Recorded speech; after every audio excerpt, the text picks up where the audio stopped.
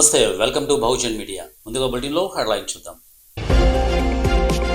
అన్నమయ్య జిల్లాలో భారీగా ఎర్రచందనం సీజ్. సుండుపల్లి అటవీ ప్రాంతంలో 72 ఎర్రచందనం దొంగలు స్వాధీనం. థాయిలాండ్ లో ఓ మాజీ పోలీస్ అరాచకం. సోంగ్లాలోని ఓ డే కేర్ సెంటర్ లో విచక్షణ రహితంగా కాల్పులు.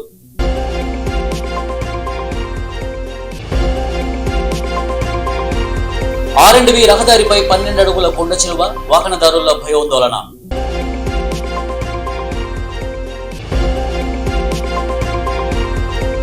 కైకలూరు మండలం పల్లెవాడ పంట కాలువలోకి దూసుకుపోయిన కారు, ఇద్దరికి గాయాలు, బయటికి తీసిన స్థానికులు.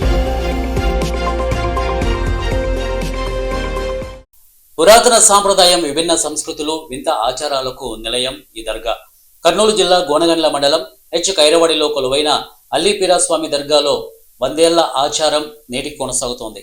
సాధారణంగా మొక్కులు తీర్చుకునే వారు తలనీలాలు సమర్పించుకోవడం, టెంకాయలు కొట్టడం, హుండీలో డబ్బులు వేయడం సాంప్రదాయం అయితే ఈ దర్గాలో మాత్రం వీటికన్నా విభిన్నం.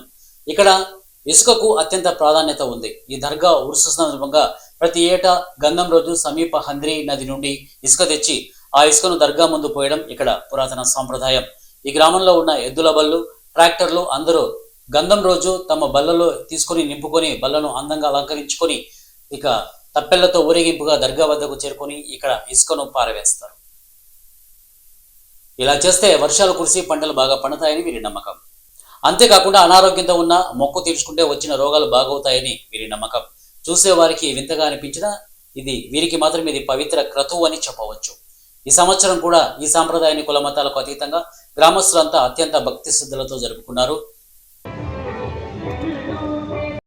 మండలం కైరవాడి గ్రామము. ఇక్కడ శ్రీ శ్రీ అలిసాయప్ప దర్గా ఉరుసు జరుగుతుంది. ఏడాదికి ఒక తూరి, ప్రతి సంవత్సరము ఏడాదికి ఒక తూరి వస్తుంది ఉరుసు. గ్రామం తరఫున ఇసుకే కానీ భక్తాదులు ఎక్కడ వేల మంది భక్తాదులు వస్తారు. మొక్కుబళ్ళు కానీ అందరికీ ఆరోగ్యాలు తప్పైన వాళ్ళు కానీ వచ్చి కానీ బాగా చేయించుకొని కానీ ఆయనకు మొక్కుబడి తీరుస్తున్నారు. కర్నూలు జిల్లాలో ఈ కైరవాడి గ్రామం ఏం చేస్తారు. ఆయన ఆరోగ్యము అందరికి సంతానం కానులకి పిల్లలు కానులు కానీ ఆడి నుంచి వేసుకొస్తారు. ఇసుక అది చెప్పి ఆడి నుంచి ఇక్కడ వేసుకొస్తారు. ఇది అందరి ఎత్తు కైరవాడి అందరి ప్రతి సంవత్సరం గ్రామం తరఫున పెద్దలు నిర్ణయించినది తీసుకొచ్చి ఇక్కడ పంటలు రాని వాళ్ళు కానీ పంటలు వచ్చిన వాళ్ళకి కానీ ఆ ఇసుక తోలుతారనమాట. తోలి వాళ్ళ మొక్కుబడి చెల్లించుకొని పోతారు.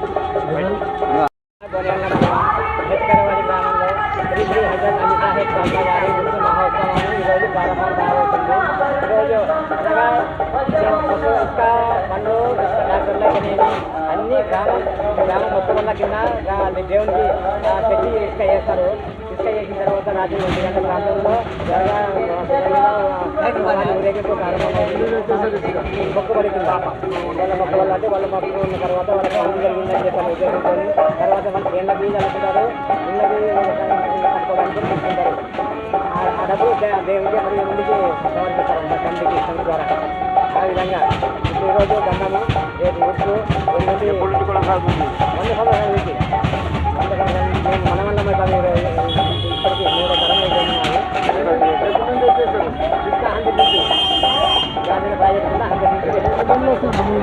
దాదాపు కంటే ఇప్పుడు ఇసుక ఎద్దుల బండ్లతో ఒక 200 బండ్లు దాదాపు ఒక ట్రాక్టర్లు 200 మా ఊర్లో పక్కన ఉన్న వాళ్ళు అందరూ కూడా తెచ్చేయడం జరుగుతుంది. ఇక్కడ వేసుకొని అందరిలోనే వేసుకొని వస్తాం. వాళ్ళు చెప్తారుగా అందరిలోనే 8 ఉసక వేసుకొని వస్తాం. 8 ఉసక వీళ్ళు వేస్తే మీకు ఏమవుతుంది? పెట్టి పడతాము. సంవత్సరానికి ఒక 10 వేసుకొని వస్తాము. ఎప్పుడంటే అప్పుడేమో సంవత్సరానికి టూర్స్ అప్పుడే. ఏమన్నా ఎద్దలక రేగము పిల్లలకి లవ్లేక ఇదేమన్నా ఉంటే వేసుకొచ్చుకుంటాము. అవన్నీ బాగా అవుతాయి. అందరూ బాగా అవుతాయి. పొద్దు పడిచిన ఆపరేషన్ చేయించుకోవాలి. అటువంటి నన్ను ఇప్పుడు ఈ పొద్దుకైనా ఆపరేషన్ లేదు. పొద్దు పడితే మా ఇన్న చదువు తెచ్చింది ఎత్తుకొమ్ముతుండే మా ఇన్న ఇట్లా ఎన్నికలు పోయి ఆపరేషన్ మా ఊరు చేయాలా పొద్దు కొడితే అని మా ఆయన మొక్కుంటే ఆ పొద్దు నుంచి ఆపరేషన్లో ఏం లేదు ఆ పొద్దు నుంచి సంవత్సరానికి ఒక ఎద్దుల బండి ఎద్దులు ₹1,00,000 ఎద్దులు. శ్రీనివాస మంగాపురం శ్రీ కళ్యాణ వెంకటేశ్వర స్వామి వారి బ్రహ్మోత్సవాల్లో 3వ రోజైన రాత్రి అనంత తేజోమూర్తి అయిన శ్రీదేవి భూదేవి సమేత శ్రీనివాసుడు కాళీయ మర్దనుడి అలంకారంలో ముత్యపు పందిరి వాహనంపై భక్తులకు అభయమిచ్చారు. రాత్రి స్వామివారి 4 మాడ వీధుల్లో విహరించి భక్తులకు దర్శన భాగ్యం కల్పించారు.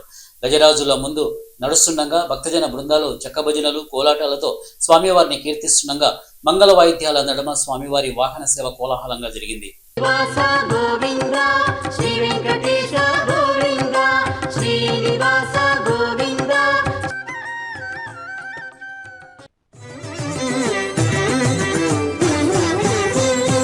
దేవా నమో దేవా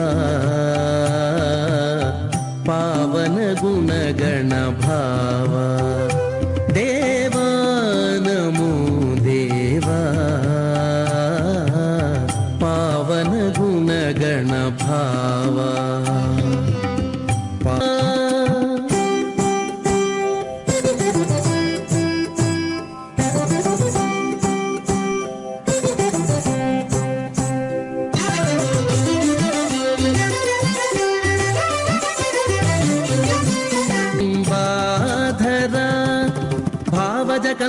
భవజనక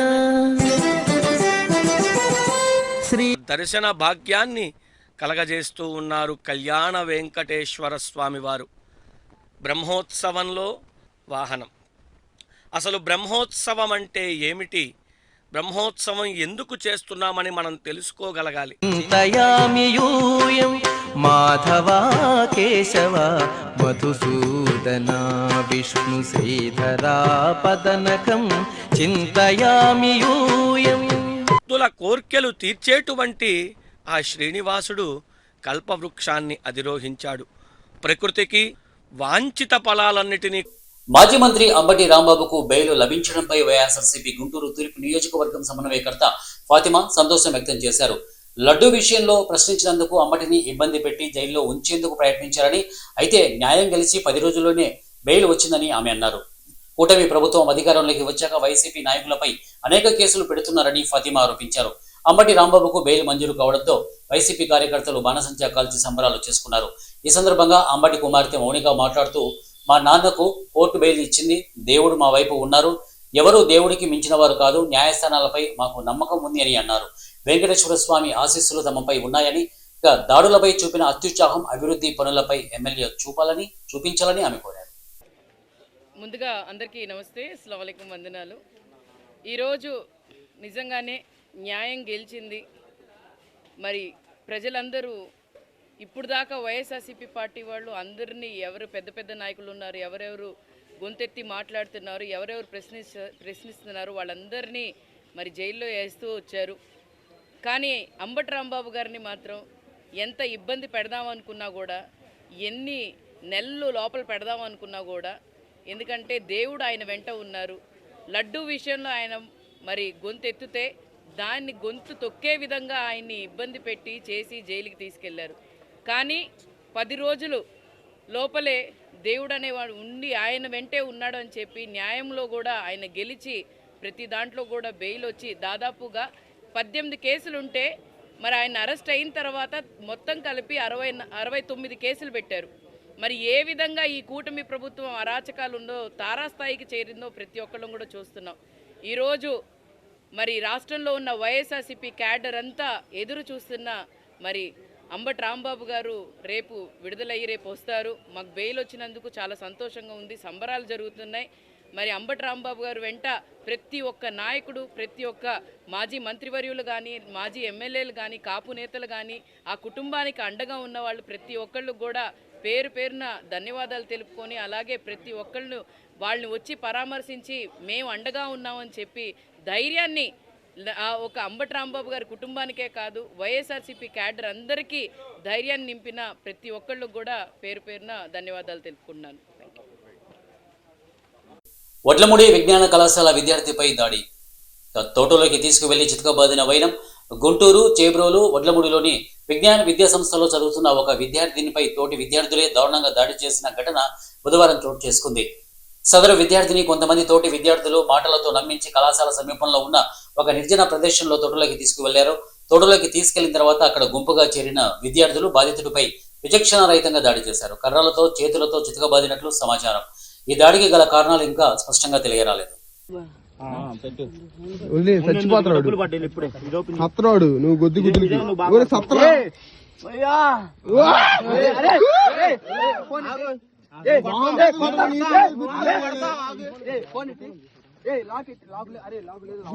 ఈ పాటలో గుద్దు దీని లాగు చెప్పు. ఇక ఇంకో లాగు నువ్వు లాగు చెప్పు.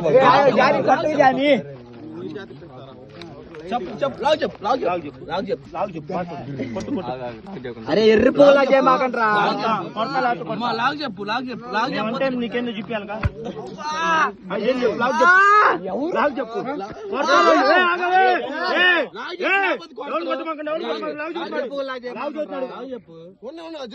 వాడిది వాచ్ వాడిది చెప్పు. చేతికి పెట్టినా చెప్పు లేకపోతే కొడతారు.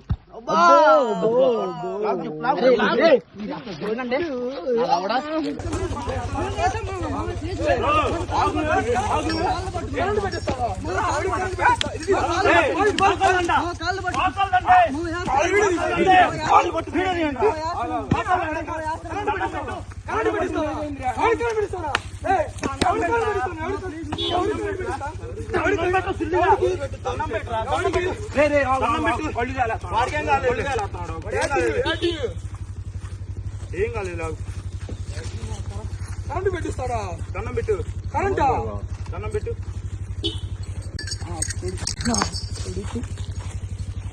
ఏం కలగా వాడికి ఏం కలగా. నీళ్ళు అండి మా నీళ్ళు తంగండి.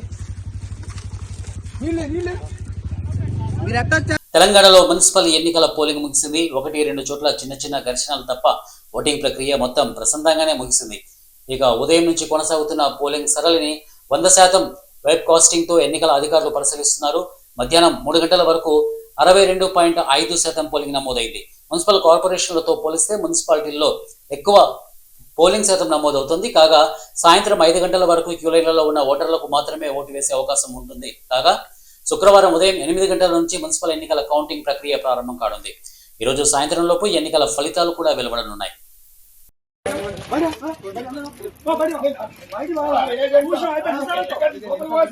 నేను అబ్జర్వ్ చేసేస్తా. నాకు అర్థం కాదు.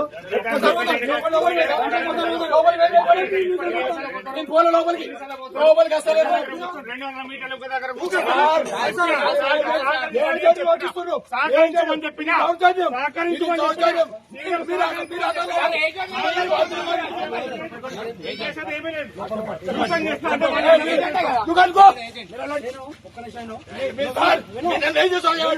మీరు సహకరిస్తారు. మీరు డిపార్ట్మెంట్ మొత్తం వాళ్ళకి సహకరిస్తారు. I don't care.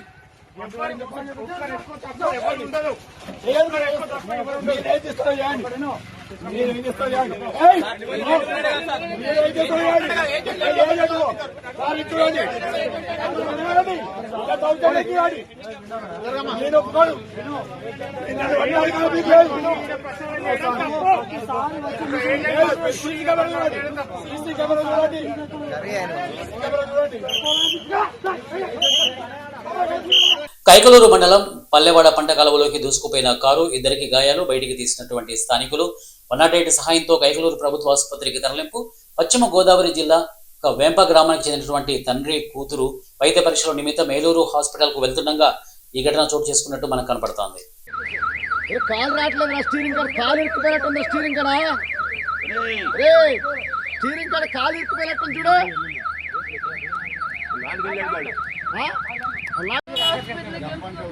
ఎక్కడ కాదు, ఈ కాటన్ తోటి ఇక్కడ నెత్తి మీద పెట్టుకో, కంట్లోకి వెళ్ళిపోకుండా ఉంటుంది. పాతగుడ్డే ఉన్నాయి. ఏమైంది మాట్లాడుతున్నారా? ఓకేనా? ఎదురుగా డోర్కి వెనకాలే వెళ్తే మంచి కొట్టుకోవడంగా ఉంటుంది.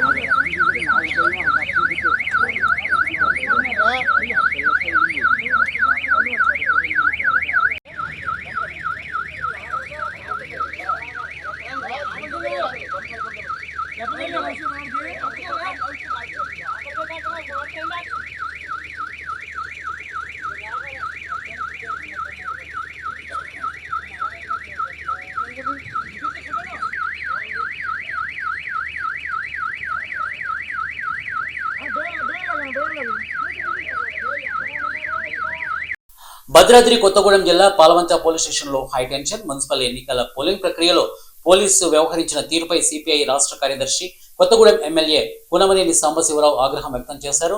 పాత పాల్వంచ 48వ డివిజన్లో ఓటు వేయడానికి వచ్చిన మైనారిటీ మహిళ దొంగ ఓటు వేయడానికి వచ్చిందని ఆరోపించి ఆ మైనారిటీ మహిళను సుమారు 4 గంటల పాటు పోలీస్ స్టేషన్లో నిర్బంధం చేశారు. ఈ అంశంపైన సిఐ సతీష్ వివరణ కోరగా సిపిఐ జిల్లా కార్యదర్శి సాబీర్ పాషా ఫోన్ చేసి అడగగా దురుసుగా సమాధానం చెప్పారని, ఈ విషయంపై కొత్తగూడెం ఎమ్మెల్యే సిపిఐ అభ్యర్థులు కార్యకర్తలు పోలీస్ స్టేషన్ను ముట్టడించారు. దీనికి తోడు బీఆర్ఎస్ అభ్యర్థులు సైతం పోలీసులు అధికార పార్టీ అనుకూలంగా వ్యవహరించారని ఆరోపిస్తూ వారు కూడా ఆందోళన వ్యక్తం చేశారు. సిఐ సతీష్ వచ్చి ఈ విషయంపై సమాధానం చెప్పే వరకు కదలను అని పోలీస్ స్టేషన్ ఆవరణలో కార్యకర్తలతో కలిసి బైఠాయించారు. ఎమర్జెన్సీ కూడా ఎంత లేదు కదా, అదే లేడీని పట్టుకుని ఆమె పెద్ద మనగత్తి ఆమె మీరు తీసుకొచ్చి 4 గంటలు కూర్చోగలుగుతారు. పోయింది ఓటేయలేదు, ఆమె పేర్లు వెళ్ళిపోలేదు లేదా రూమ్లో బంద్ ఇచ్చారు చెప్పడం చొక్క తీసే పెడతాడు.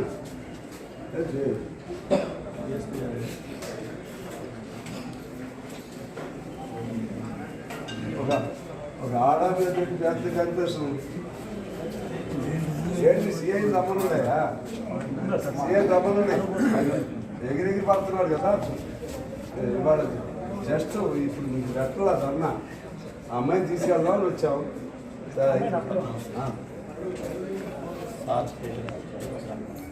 ఆర్ఎండ్బి రహదారిపై 12 అడుగుల కొండ చిలువ వాహనదారుల్లో భయోందోళన. ఎన్టీఆర్ జిల్లా ఏకొండూరు మండలంలోని పెద్దదండ గ్రామ పంచాయతీ పరిధిలో గల ఆర్ఎండ్బి రహదారిపై మంగళవారం ఉదయం భారీ కొండ చిలువ ప్రత్యక్షమై వాహనదారుల్లో భయోందోళన కలిగించింది. సుమారు 12 అడుగుల పొడవు గల కొండ చిలువ రహదారి దాటుతూ కనిపించడంతో అటుగా ప్రయాణిస్తున్న వాహనదారులు ప్రయాణికులు ఒక్కసారిగా భయభ్రాంతులకు గురయ్యారు. కొండ చిలువను గమనించిన కొంతమంది వాహనాలను ఆపి దూరంగా నిలిచారు. ప్రయాణికుల కేకలతో కొండ చిలువ రహదారిపై కొద్దిసేపు నిదానంగా కదులుతూ చివరికి సమీపంలోని పొలాల్లోకి జారుకుంది. దీంతో ప్రమాదం తప్పిందని స్థానికులు ఊపిరి పీల్చుకున్నారు.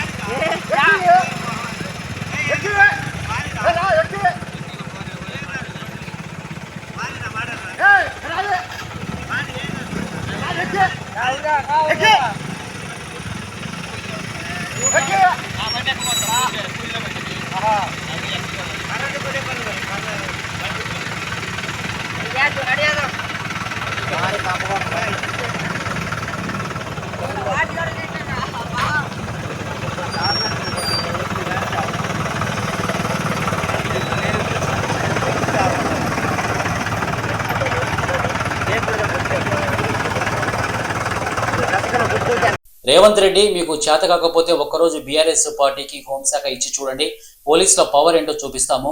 పోలీసుల మీద జగ్గారెడ్డి బూతు పురాణంపై స్పందించిన ఆర్ఎస్ ప్రవీణ్ కుమార్, మీ అమ్మకి పుట్టినరా మీ అయ్యకి పుట్టినరా అంటూ పోలీసులను తిట్టడం ఎంతవరకు సమంజసం?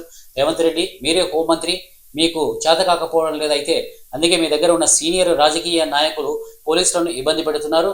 డీజీపీ వెంటనే జగ్గారెడ్డి మీద కేసులు పెట్టండి.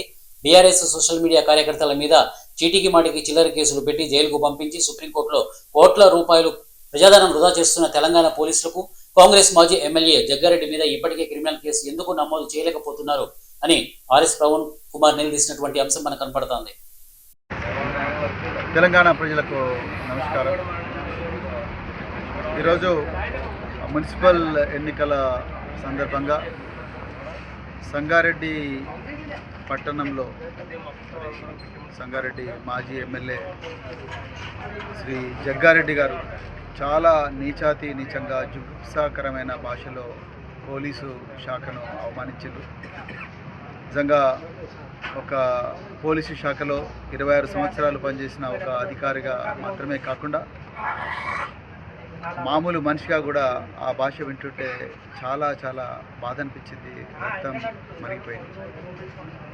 నిజంగా జగ్గారెడ్డి గారు, మీరు చాలా సీనియర్ రాజకీయ నాయకులు, ఎన్నో సంవత్సరాల నుంచి రాజకీయాల్లో ఉన్నారు.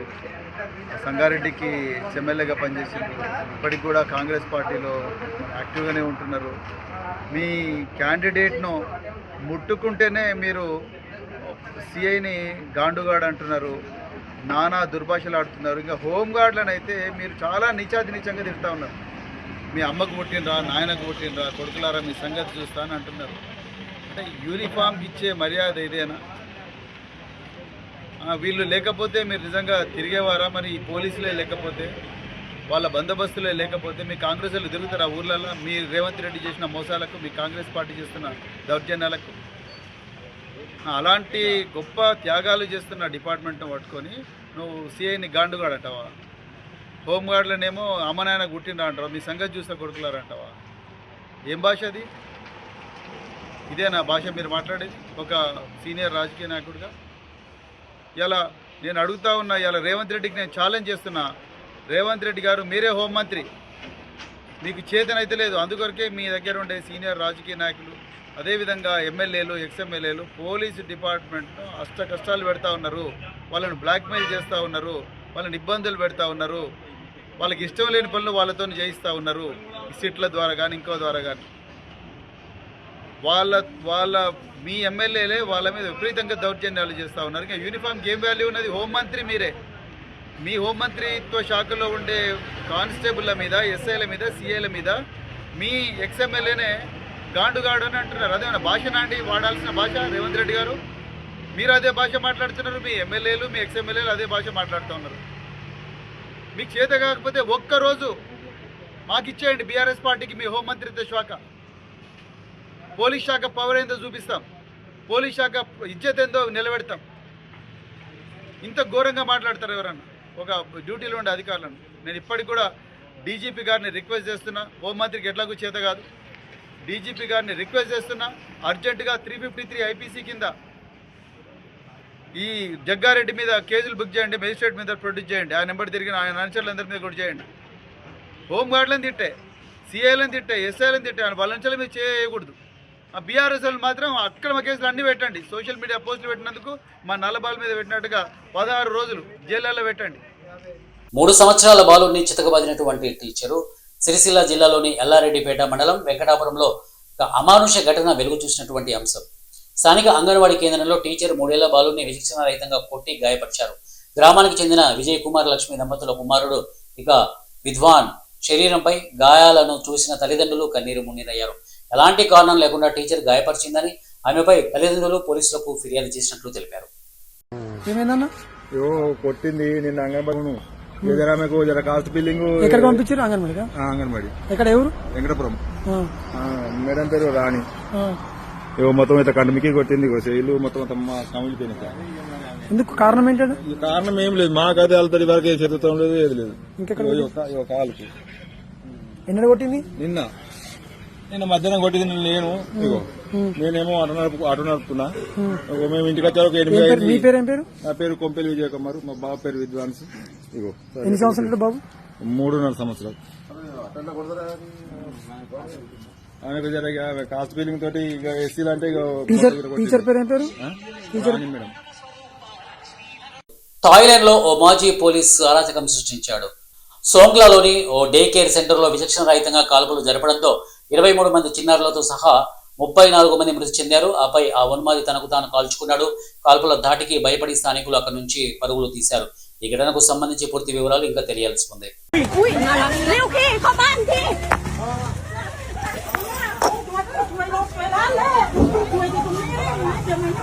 అన్నమయ్య జిల్లాలో భారీగా ఎర్రచందనాన్ని సీజ్ చేశారు. సుండుపల్లి అటవీ ప్రాంతంలో 72 ఎర్రచందనం దొంగలు స్వాధీనం చేసుకున్న టాస్క్ ఫోర్స్ పోలీసులు కూంబింగ్ నిర్వహిస్తున్న సమయంలో అనుమానాస్పదంగా ట్రాక్టర్ను గుర్తించారు. అందులోని 1.65 కోట్ల విలువైన ఎర్రచందనం దొంగలను స్వాధీనం చేసుకున్న టాస్క్ ఫోర్స్ సిబ్బంది 4 స్మగ్లర్లను అదుపులోకి తీసుకున్నారు. ఇందులో 2 తమిళనాడుకు చెందిన వారైతే మరో 2 చిత్తూరు జిల్లాకు చెందిన స్థానిక స్మగ్లర్లుగా గుర్తించారు. సినీ ఫకీలో ఎర్రచందనం దొంగలు అక్రమ రవాణాను గుర్తించారు. సుండుపల్లి మండలం పించ ప్రాజెక్టు వద్ద పెద్ద మొత్తంలో 72 దొంగలు ఒక ట్రాక్టర్ను స్వాధీనం చేసుకున్నారు. Red sandal task force head Subbarayudu సూచనల మేరకు ఎస్పీ శ్రీనివాస్ పర్యవేక్షణలో టాస్క్ ఫోర్స్ పోలీసులు ఈ ఆపరేషన్ను నిర్వహించారు. ట్రాక్టర్లో ఎర్రచందనం దొంగలు లోడ్ చేస్తూ స్మగ్లర్లు కనిపించారు. పోలీసులను చూసి పారిపోయే ప్రయత్నం చేశారు. చేజ్ చేసి 4 స్మగ్లర్లను పట్టుకున్నారు. మరికొందరు పరారైనట్లు గుర్తించారు. ట్రాక్టర్, ట్యాంకర్తో పాటు అందులో లోడ్ చేసిన 72 ఎర్రచందనం దొంగలను స్వాధీనం చేసుకున్నారు. పట్టుబడ్డ 4 స్మగ్లర్లను విచారించగా 2 తమిళనాడులోని వేలూరు జిల్లాకు చెందిన వారు కాగా చిత్తూరు జిల్లాకు చెందిన వారు మరో ఇద్దరుగా గుర్తించి అరెస్టు చేశారు. స్మగ్లింగ్ ముఠా వెనుక ఉన్నదెవరు, నెట్వర్క్ ఎక్కడి దాకా విస్తరించిందన్న దానిపై ఆరా తీస్తున్నట్లు రెడ్ శాండిల్ హెడ్ సుబ్బరాయుడు తెలిపారు. స్మగ్లింగ్ వెనుక ఎంతటి వారున్నా ఉపేక్షించేది లేదన్నారు red sandal task force head Subbarayudu. Task force ఆధ్వర్యంలో అన్నమయ్య జిల్లా సుండుపల్లి ఏరియాలో పించా ప్రాజెక్ట్ ప్రాంతంలో మా రెడ్ శాండిల్ టాస్క్ ఫోర్స్ యొక్క టాస్క్ ఫోర్స్ రైడ్లో భాగంగా ట్రాక్టర్ ఒకటి వాటర్ ట్యాంకర్ మీకు పక్కన చూపిస్తున్నారు. వాటర్ ట్యాంకర్లో అనుమానాస్పదంగా ఉన్నప్పుడు అక్కడ చూస్తే ఈ రెడ్ శాండిల్ లాక్స్ వాటిని పట్టుబడడం జరిగింది. అక్కడే ఉన్న ఈ 4 ముద్దాయిల్ని కూడా అరెస్ట్ చేయడం జరిగింది. ఈ విధంగా దాదాపుగా 2 టన్నుల వాల్యూ 2 టన్నులు వెయిట్ చేసే ఈ రెడ్ శాండిల్ని almost it is cost of 1.6 crores value చేసే వాటిని ఈ ట్రాక్టర్లో తరలించడానికి సిద్ధమైనప్పుడు టాస్క్ ఫోర్స్ వాటిని పట్టుకోవడం జరిగింది. ఇటీవల కాలంలో కొంతమంది ఇంపార్టెంట్ ముద్దాయిల్ని కూడా అరెస్ట్ చేయడం జరిగింది. దాంట్లో భాగంగానే ఈ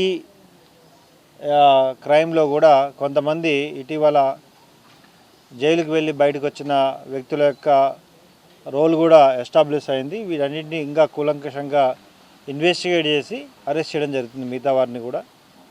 ఈ టాస్క్ ఫోర్స్ యొక్క ఆపరేషన్ని సక్సెస్ఫుల్గా కంప్లీట్ చేసిన SP Srinivas IPS, Kulasekhar additional SP, DSPs, తర్వాత ఏసీఎఫ్ వారి మొత్తం టీం అందరినీ కూడా అభినందించడం జరుగుతుంది. Thank you.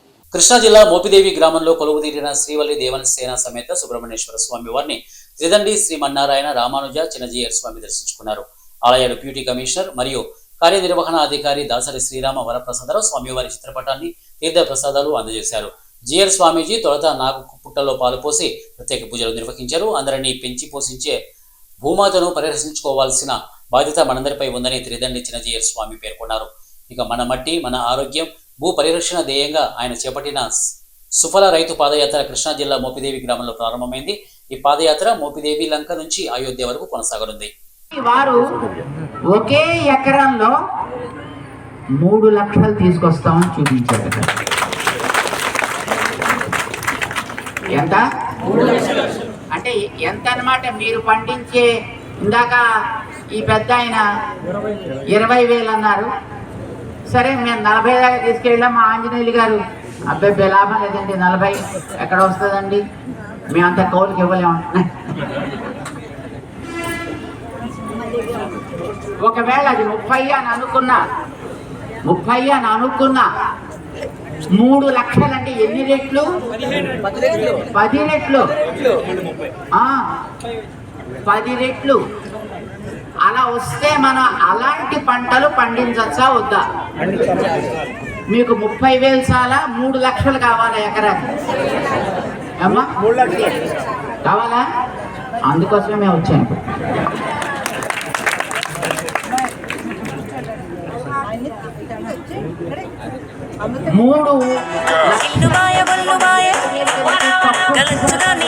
స్ట్రాంగ్ రూమ్ బయట ఉంటాం సార్. అధికారులతో బరిలో నిలిచిన అభ్యర్థులు భద్రాద్రి కొత్తగూడెం జిల్లా ఇల్లందు మున్సిపల్ పోలింగ్ కేంద్రాల బ్యాలెట్ బాక్సులు స్ట్రాంగ్ రూమ్ కు చేరాయి. కాగా గత సంవత్సరం బ్యాలెట్ బాక్సుల వివాదం జరిగిన నేపథ్యంలో తమకు స్ట్రాంగ్ రూమ్, సీసీ కెమెరాల విజువల్స్ చూసే అవకాశం కల్పించాలంటూ అధికారులను కోరగా వాటికి సంబంధించిన యాక్సెస్ తమకు లేదంటూ అధికారులు తెలిపారు. అనంతరం డీఎస్పీ వెంకన్నబాబును కొందరు పోటీ చేసిన అభ్యర్థులు కలిసి స్ట్రాంగ్ రూమ్ బయట ఉండే అవకాశం ఇవ్వాలంటూ కోరారు. ఎవరూ లోపలికి వెళ్లవద్దని, లోపల తమ భద్రతా సిబ్బంది ఉంటారని, బయట 5 అభ్యర్థులకు అవకాశం ఇచ్చారని పోటీ చేసిన అభ్యర్థులు తెలిపారు.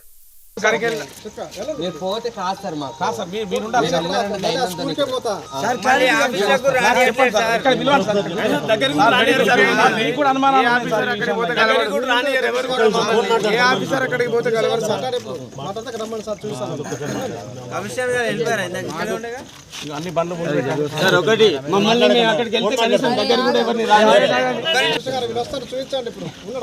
ఇప్పుడు కాదు సార్, మీకు అక్కడ ఉంటాం సార్.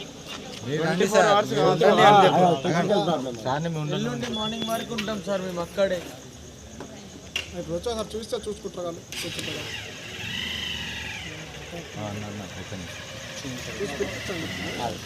అంటే ఏదో